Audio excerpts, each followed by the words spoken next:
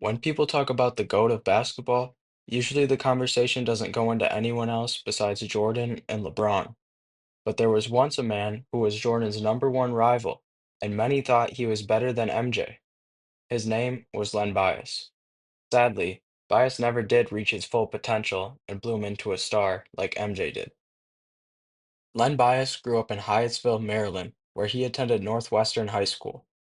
Bias and Jordan's rivalry rose to popularity when they faced off in college, but that is not where this rivalry started. When the two were both still in high school, they met at a basketball camp. They were two of the best there, and their competitiveness sparked a competitive friendship between the two. They ended up hanging out a couple times during high school and keeping up with each other. Len was highly recruited out of high school and had the opportunity to attend many colleges across the country, but he ultimately decided to keep it close to his hometown and chose the University of Maryland. He had a pretty uneventful freshman season at Maryland, but provided a solid role for them coming off the bench. But over the summer, Len got to work. He spent the entire offseason in the weight room getting bigger or on the court perfecting his game. By the time his sophomore season rolled around, he was ready to take off. He would average 15 points per game this season and had a showdown for the ages against Michael Jordan in North Carolina. Both players came out firing in the first half.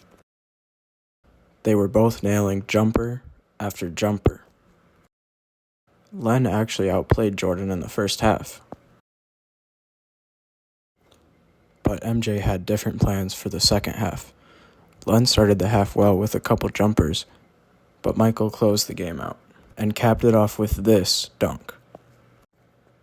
What did I just witness? After the game, the comparisons started to circulate. Everyone wondered if Jordan had finally met his match and questioned who was the better young superstar. But, in classic MJ fashion, he silenced the talk. Maryland and North Carolina played each other one more time before Jordan would be off to the NBA, and MJ was more determined than ever to show who the better player was.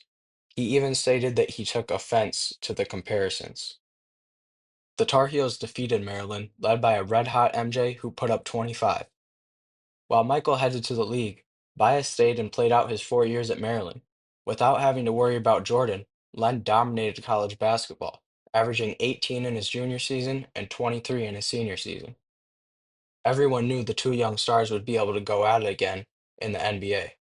Jordan was going to need someone around his age to compete with. He had already made two All-Star teams by only his third season. Len Bias was drafted by the Boston Celtics with the second overall pick in the 1986 draft. The Celtics were already the best team in the league, but their roster was starting to age a bit. They viewed Len as their key to the continuation of dominance into the 90s. They were going to need some young talent to compete with the upcoming MVP, Michael Jordan. The night after the NBA draft, Len returned to the Maryland campus. At this point, Len was sure he was destined for greatness and had not a care in the world. So, he stayed up all night partying with a group of his college friends. Around 6:30 a.m., a 911 call was placed by one of Len's friends, Brian Tribble. He said that Len Bias needed help and wasn't breathing right. 10 minutes later, paramedics arrived and found him lying on the floor, unconscious. Len was transported to the Lincoln Memorial Hospital, where the staff profusely attempted to revive him. A few hours later, Len Bias was pronounced dead. He had died of a cocaine overdose. The man who was supposed to be an NBA superstar and soon lead the Boston Celtics was dead. An investigation was started to better understand the circumstances of Len's death. Brian Tribble, the same man that called 911, would be indicted by a grand jury for conspiracy to distribute cocaine. Ultimately, Tribble was found not guilty due to a lack of evidence that he was the one who supplied the drugs to Len Bias. But a few years later, in an unrelated case, he was sentenced to 10 years in prison for selling cocaine.